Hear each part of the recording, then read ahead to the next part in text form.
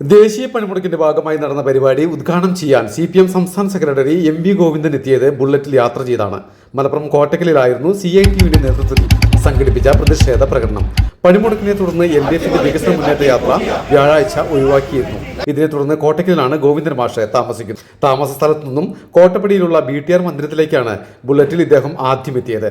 ശേഷം പ്രകടനത്തിൽ പ്രവർത്തകർക്കും നേതാക്കൾക്കുമൊപ്പം കാൽനടയായി പങ്കെടുത്തു. പിന്നീട് കോട്ടക്കൽ ബസ് സ്റ്റാൻഡിൽ നടന്ന പൊതുസമ്മേളനവും ഉദ്ഘാടനം ചെയ്തു. നരേന്ദ്രമോദിക്കും കേന്ദ്രത്തിനുമെതിരെ രൂക്ഷ വിമർശനമാണ് ഗോവിന്ദൻ നടത്തിയത്.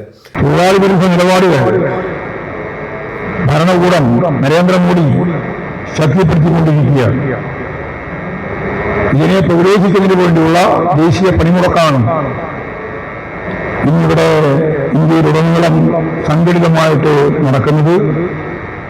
അതാണ് ഞാൻ ആദ്യം തന്നെ പറഞ്ഞത്, ലോകം കണ്ട ഏറ്റവും വലിയ തൊഴിലാളി വർഗ പോരാട്ടമായിരിക്കും ഇന്ന് ലോകത്തിന്റെ മുമ്പിൽ അടയാളപ്പെടുത്തുകയാണ്. പരിപാടിക്ക് ശേഷം ഹെൽമറ്റ് അണിഞ്ഞ് ഗൺമാനോടൊപ്പം ബുള്ളറ്റിൽ തന്നെയായിരുന്നു തിരിച്ചുള്ള യാത്രയും. പണിമുടക്കിൽ ഇരുചക്ര വാഹനത്തിലുള്ള നേതാവിന്റെ യാത്ര സോഷ്യൽ മീഡിയയിൽ വൈറലാണ്.